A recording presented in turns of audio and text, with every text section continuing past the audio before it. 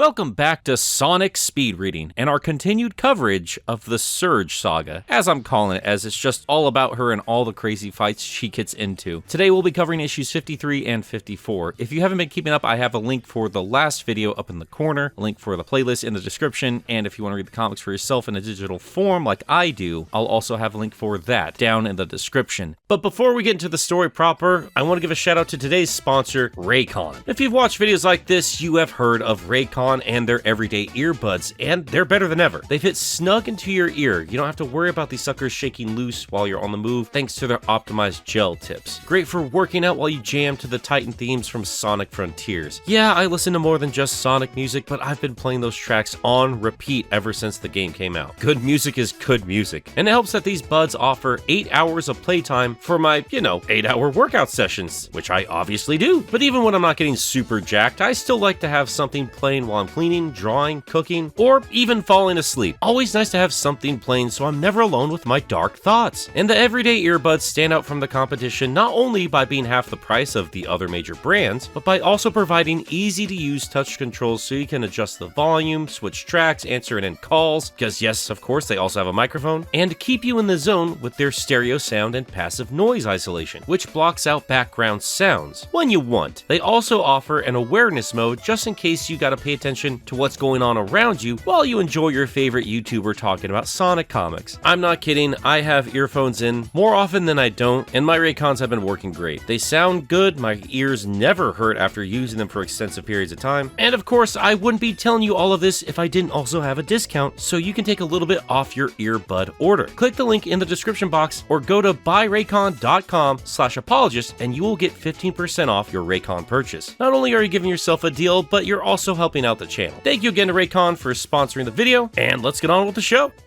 Issue 53 keeps the same creative team as the last issue. Only difference is the art being done by Adam Bryce Thomas as Evan focuses solely on the story. We pick back up with the confrontation between Surge and Eggman. This is the very first time these two have properly met. Surge, of course, is already aware of who Eggman is, and Eggy in turn kinda knows who Surge is. Not really. I think the most that he knows about her is from what he's seen through surveillance footage during Starline's invasion. He's at least aware that she was in league with the platypus. But that seems to be all he is aware of, as he quickly dismisses her as a flunky of Starline, turns around and instructs his egg pawns to take her out, but also to be sure to avoid the heads so they don't destroy his device. Unfortunately for the good doctor, it seems that Surge has figured out how to use the dynamo cage, as the egg pawn's shots, instead of taking her out, begin to swirl around her. And as we see from the bracelets, they are charging up, taking in all of that energy. Eggy freaks out, saying that that's not how the dynamo cage is supposed to work, which is interesting. The device seems to react to Surge's inherent electric abilities in a unique way, and we will touch upon that in just a little bit. Point is, right now, Surge has been boosted and shoots over to Eggman, saying that the dynamo cage is now hers, and she's going to use it her way. And then says that he is lucky that he's not at the top of her hit list, as she rockets off, I'm assuming, in search of Sonic. When you consider everything we know about Surge at this point, it's a little weird that she doesn't take the minute to just remove Eggman from the board completely. I mean, obviously they're not going to kill off Dr. Eggman, I understand that, and who knows, maybe there's some more going on with the character than we initially realize here. Maybe she doesn't actually want to kill anybody. But considering her love of destruction and other things we're going to be seeing later on in the story, it did feel a little tropey to me. The plot armor is strong on Egg Boy. But yeah, best not to overthink it. This scene is really only here to establish some kind of meeting between Eggman and Surge, and we've gotten that out of the way, so let's continue. Surge blasts through the wall and shoots off over the city, and I absolutely love the layout of this page here. She lands in a nearby canyon outside of the city limits and takes a moment to congratulate herself. She made Eggman look like a chump, she got an incredible power boost, so yeah, while her first encounter with Sonic didn't go great, she did come out of this stronger than ever before. Unfortunately, her self-celebration is cut short, as a familiar voice voice from behind her makes her freeze in fear. She turns her head to see none other than Dr. Starline. The comic quickly establishes that this is all in Surge's head. Starline is still dead as far as we know in terms of the overall narrative, and imaginary Starline goes on to explain that the Dynamo Cage has Surge on overdrive. And that includes her brain, not just her physical abilities. I'm not entirely sure why Surge would have that information readily available within her own head to explain it to herself, but the explanation is appreciated. We weren't going to be getting it anywhere else, and I do also love they take a moment to say how weird it is that Starline is the one giving her counsel. His presence alone says a lot about her mental state. The story is going to continue to explore that, and in turn we will as well, but for now, all you need to know is that Starline, while dead, is still a lingering presence in this book, and more specifically to Surge herself. I gotta say, I really love that his face is constantly in shadow, giving him a creepy, otherworldly sort of a vibe. They're not going to keep that forever. It's mostly just for this initial interaction. And while Surge clearly has a very bad reaction to the presence of Starline, and she is aware that the Dynamo Cage is responsible for all of this, through Starline she reasons with herself that without the Dynamo Cage, she was beaten, weak, and alone. She needs this amplified boost of her abilities. And she ends the interaction with Starline by sending off a giant electric blast. But that's probably not the last time she's gonna see him. We jump to the next day where we see Sonic, Tails, Kit, and Belle all hanging out in Tails' workshop. Tails has bandaged up Sonic's busted knee. Belle continues to work on the damaged Motobug buddy, who, if you might recall, got busted up on that initial trek to the Eggperial City. And poor little Kit just does his best to remain useful to somebody. He asks Sonic if he needs more ice or bandages, and even though Sonic says that Kit can chill out, it's clear that the poor little fox is nervous and worried about doing better or just being useful to someone else. So Sonic gives him something to do and asks him to put away the first aid stuff. While Kit is in the other room, Tails and Sonic have a quick chat, with Tails asking what they're going to do about Kit. And Sonic decides that the best thing to do is tell him the truth. And if you recall, the truth as they perceive it is that Starline and Surge are both dead. Neither are familiar with the quick recovery that Surge has built into her. So as far as Sonic is concerned, when she fell down that giant hole, that was the end for her. And as you can imagine, when that is then passed on to Kit, it destroys his entire world. His entire identity was wrapped around Surge. And even while Sonic is telling Kit how brave she was and that Starline also bit the bullet, his whole world begins to fade away. The comic does a brilliant job showing you how devastating this loss would be for him. It's absolutely heartbreaking. Of course, we know that's not true as we turn our attention to Central City, where Surge is no longer hiding. She is just decimating the streets, using her electric powers to make cars hover in the air as lightning shots begin to attack the surrounding civilians. Thanks to the Dynamo Cage, she can connect directly with the electric power of the city itself, as we see her connected via wires to a nearby light pole. But that connection is severed with the arrival of Whisper. A fight breaks out between these two, and it's pretty awesome. As quick as Surge is, she is dodging for her life as Whisper dodges around her every attack and puts the Tenrec on defense, all while once again making the Wisps look cooler than they ever did in the games themselves. Between the onslaught of Whisper's abilities and the Dynamo Cage draining her powers faster than ever before, Surge quickly runs out of energy, leaving her with no other option but to hide behind a trash can. And while she ponders how to get more energy, she remembers her encounter with Eggman and his pawns, and decides to take a gamble. She rushes towards Whisper, taking a blast from her Wispin head on. And just like with the egg pawns, the Dynamo Cage allows her to just straight up absorb the energy. Turns out she was dodging those attacks for nothing. They're not going to have any effect on her. All that energy is just going to be absorbed straight into Surge. And from there, she goes on the offense, pinning Whisper down and systematically stealing every single wisp she gets out of the Wispin. Starting off with the pink spike, giving her a new sort of a pink form. I know it's not technically a super form, but it looks awesome. Whisper takes out the blue block ability and attempts to smash Surge right in her face, but again, it has no effect. Surge, with the amplified pink wisp ability, stops the hammer attack mid-air and sends Whisper crashing into the ground, taking the blue block ability for herself. Around this time, Jewel calls up Tails, informing him and Sonic of some craziness happening in Central City. She never flat out says that it's Surge attacking, as it seems that there are conflicting reports coming out from the city, but Sonic and Tails decide to go help and see what they can do about whatever is happening at Central City. Belle decides to stay behind and look after the curled up little Kit, and that has to be the sweetest, most heartbreaking thing I've ever seen in this comic. Oh my goodness. When we turn our attention back to Whisper and Surge, it seems that Surge has collected all but the cyan wisp, as she's now glowing multicolored. Unfortunately, it's not a hyper form, but it still looks pretty cool regardless. Surge stands over the defeated Whisper, mocking her, asking her how she'd like to go out, letting her pick which of her friendly wisps are going to destroy her. But even without her wispin, the wolf is still a highly trained specialist. She picks up a sharp scrap from her busted gun and attempts to shiv Surge. Considering how fast Surge is, obviously she dodges every single one, but Whisper is still pretty quick, all things considered. So Surge slams a blue block onto the wolf, pinning her down, ending her final attack. She attempts to mock the wolf again, but the imaginary Starline comes back in to mock Surge directly, saying that even with all that pilfered power, she's still a mess, but at least a consistent mess. The Starline hallucination distracts Surge long enough for Sonic and Tails to get close enough to get Whisper out of the way, and when Surge comes out of it, she turns around to find herself face to face with Sonic yet again. The two begin to battle as Tails walks Whisper away from the fight, and as soon as they find somewhere safe, Whisper breaks down, saying that she needs her wisps back. Deadly as she is, we are already well aware of how much she cares for the people closest to her, so yeah, this reaction is not remotely surprising, the poor little thing. Tails promises that they will save them, but we turn our attention back to Belle and Kit, who is no longer completely curled up, and as we see an eye peek out over the covers, taking in some of the news that Belle is watching. Again, we still have not had it reported that this is Surge herself, so he's not aware of that, but he thinks he can be useful to Sonic, so he begins to head out. Belle attempts to stop him, and Kit says that he was made for Surge, but she's gone, so Sonic can use him instead. Kit has already lost Surge, and he won't lose Sonic. He can't. And with that, the water tendrils come out, and he begins to attack Belle. But with a yank of her tail, she springs out of the way, but unfortunately, that's not good enough, as Kit pins her under a pile of debris. And with that, he takes his leave, and that is where issue 53 ends.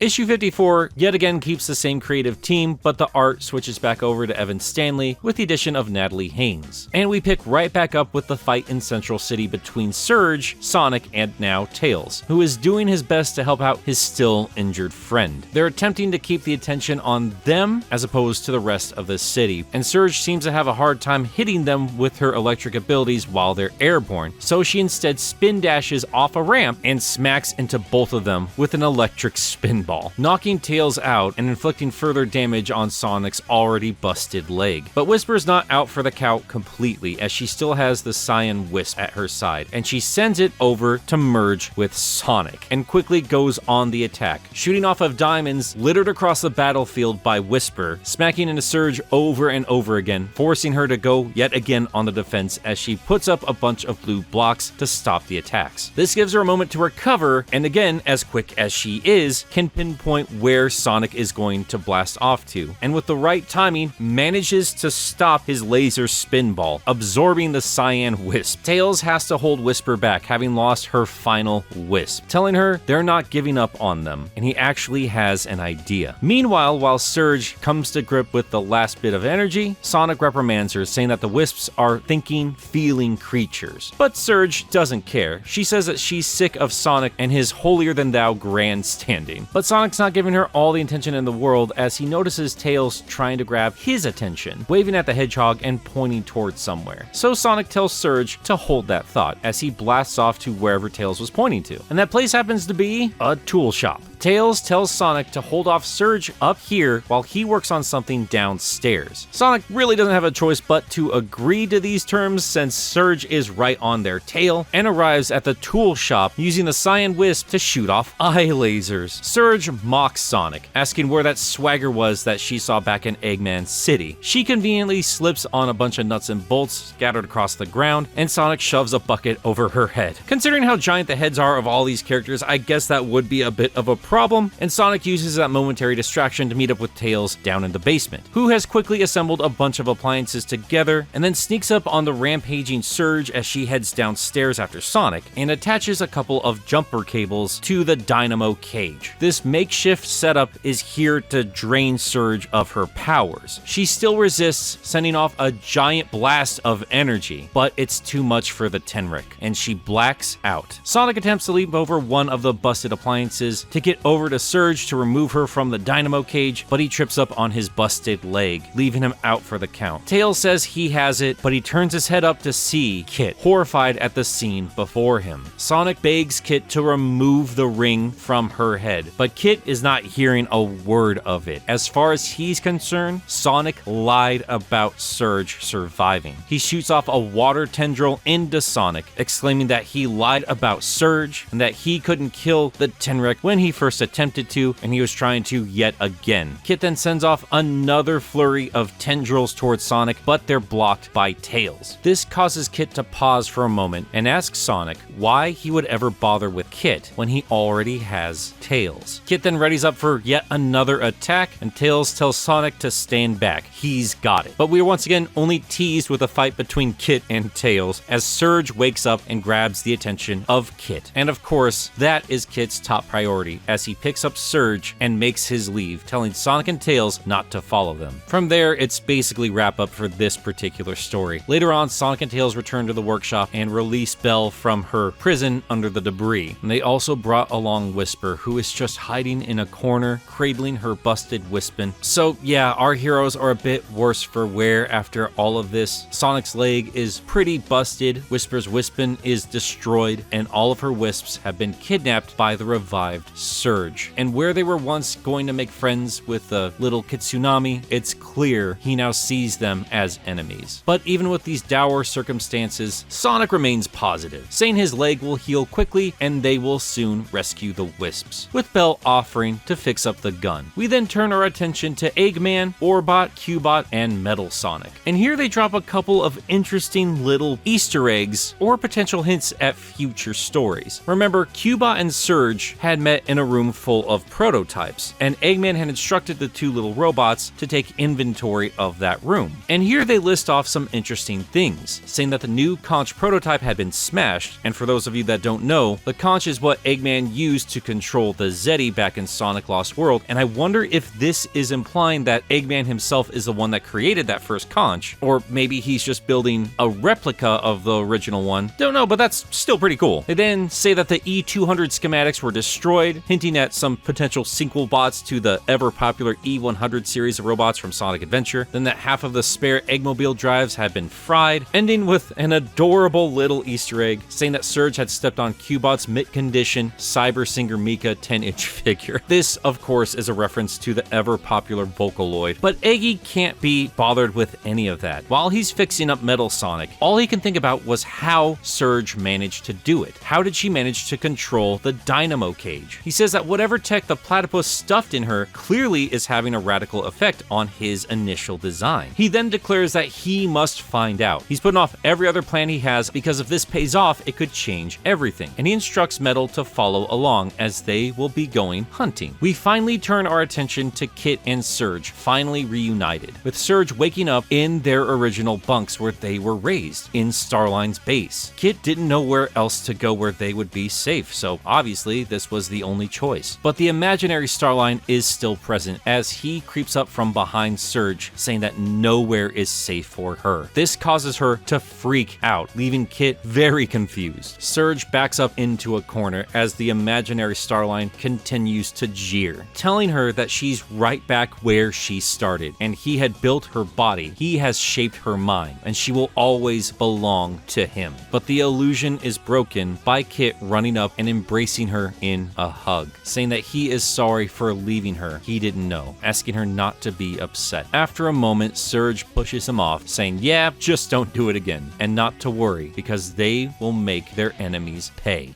And that, my friends, is where issue 54 ends. We still have some more story to go. Obviously, they've set up all of our characters and their motivations, but as we can see with Kit and Surge, there's still a lot more to explore with them, at least emotionally. They're tackling some very heavy themes with these two characters, and that will come into even further light with the next few issues. We will examine this further as we carry on with the story. I am appreciating how much time they're taking with these two characters and really showing how different they are compared to other copy Sonic enemies from the past, and again exploring some emotionally intense things that you don't normally see with this particular franchise. For now though, yeah, well written, beautifully drawn, and I hope you're excited as I am to see all of these parties clash in the next couple issues because it gets nuts. But until then, that's where we're going to end today's show. Thank you so much for watching. Thank you to all the support from everyone over on Patreon. It means the world to me, and an extra special thank you to these folks here: Kyle Winter, Cirrus the Skeptic, Joseph Duncan Sonic 2 Blue, John, Josh Strider, Pink Spike Monroe, Faizan Razul, Xanderoni the Painter, Hatsworth, Tiny Jericho, Jack of All Spades, Tristan Trapp, Meekers, Dun Dun, Quote, Resident Fanboy, Miles the Prower, Jeremy Singer, Mr. Boojay, World's Greatest Bard, Sam Webster, Dwight Graham, Fishflop, Lucas Lipker, The Bad Pal, Jonathan Dobbs, Cloverhood, Mr. Dr. SP, Doctorate Pending, Cecil the Glade, The Dark Neon, Stefan Plakanica, 3 Monic, Graham J. Hall, Lenny X, Wayne is Boss, Jamie Chevalier, Lederick, Wikia, David 20 Covers is Driving Your Key, Jimmy Duke STR, The Lumberjack. Today's video isn't sponsored by Raycon Brand Wireless. Otis, you were just waiting for me to get sponsored by Raycon again just to get me in trouble. Absolutely ridiculous. I hate how genius your stupid freaking names are. NBTV, Mute, Trash Baphomet, Autumn from Twitter.com, Jin Seotame, Nezin, Interjack 5, Grayson Conager, Spades the Nocturne, Ken K, Then 101, Paxton Bisbee, Sendarin 7, Stevie Cole, Where's Arnold, 3 Rule 4, Twilord, Asir Warrens of a Deadly Fate Paisley, Eric Delgado, Cody Gracius, Kodinsky, Jamo Art, congrats for having Sally win that poll, PK Durbar, Crimson Rose, Give Up Your Children, Separate, Sonic PAJ, Moonenescent, Zagard Lagan. Just reiterating, this video is sponsored by Raycon Brand, and you shouldn't visit by Raycon under code BLUE. For God's sakes, man, I'm just trying to get paid. Roxas the Cat, Godzilla, Makuta of Salt, Gleam the Anomaly, Alexander Watson, Kaylee Presley, Native Nerd 27, Neil Gampa, Conan Kudo, Sharif Pi, Aeon 3 Valafor, my man Zubair, and Tenrek Terror. Man, what a list of amazing people. Once again, guys, thank you so much for all of your support. And again, I've been saying these names quite a bit now, but I'm still not entirely sure if I'm saying all of your names incorrectly or not. So if I'm screwing any of that up, just send me a message on Patreon and I will get that fixed up. But hey, that's going to do it for today. Got to get right back to work on the next episode of Sonic Speed Reading, and of course, back to that big, chunky Sonic Frontiers video I keep promising you guys. So until next time, toot toot, Sonic Warriors!